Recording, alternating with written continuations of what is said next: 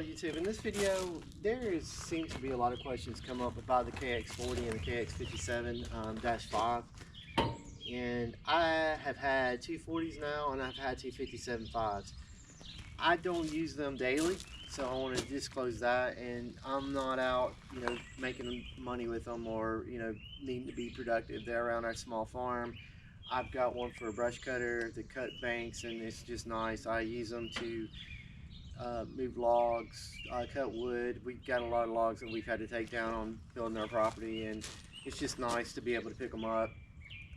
I use them to cut to cut wood with my chainsaw for firewood, and then on our big oak trees, when they start getting 26 plus inches and they get really heavy, sometimes I just take the excavator and log the logs up into the onto the log splitter. So that's kind of nice. And the 40 is all you're ever going to need on that. I like the 57, but I don't like.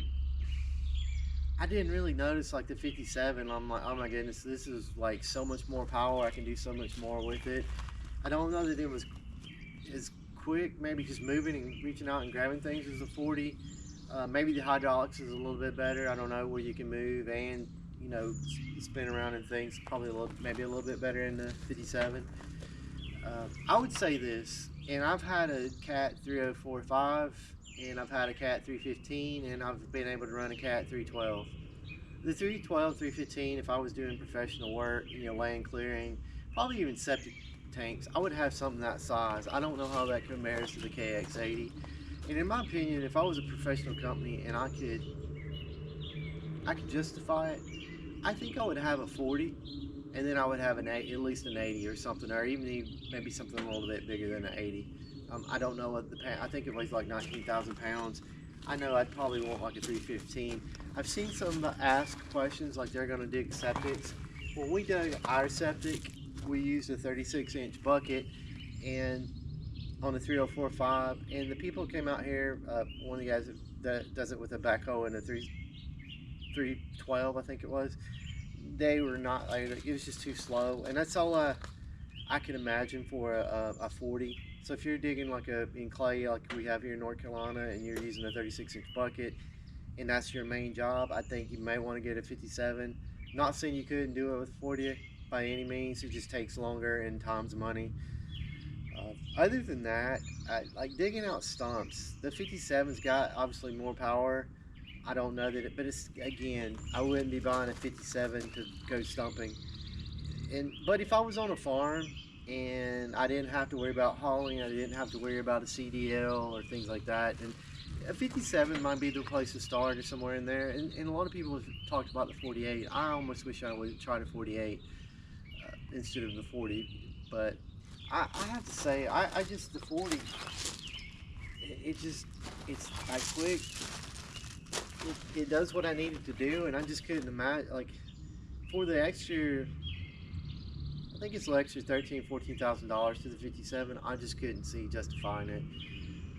But now if I was making money or whatever, I'd do it. It's just my opinions. I've owned two, and I've got a little farm, and I just want something. The 40, I can't imagine anything I would want to do around here that I couldn't get done with the 40.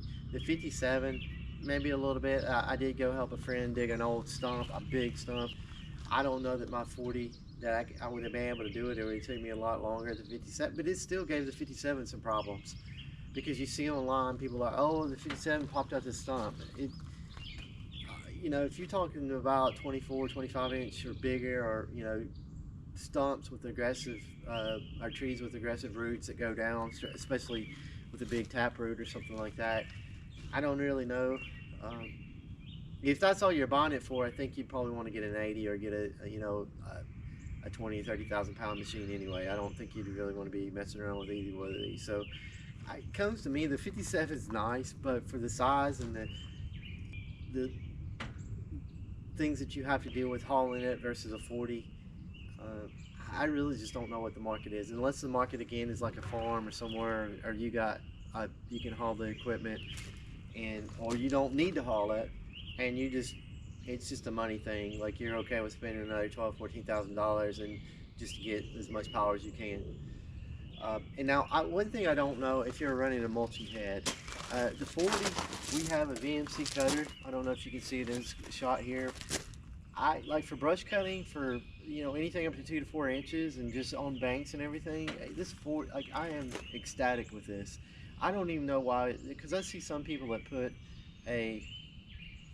buy a drum mulcher head on a 40, and then I look and they're mulching like little bitty scrub and brush and stuff like that, and I just never understood it. It's like expensive. It's going to be slow doing it with a mulching head, and when you can get a cutter. Now a 57 may give you enough power, or if you've got bigger trees, I don't know what it'd go up to, if it goes up to 10-12 inch trees or something like that, and you need to clear out for properties along the lake or things like that, then maybe a 57 may be what you want there. I hope that helps. That's just my opinion, and I've spent a lot of money in trying to find what I like and what I don't like. And for me, I'm not saying I won't ever end up with a 57 if I find a good deal I want to use when the prices go back down. But for right now, paying what the market is right now, I am extremely happy with my 40, and I couldn't imagine needing a 57 to do anytime. Hope that helps. Thank you.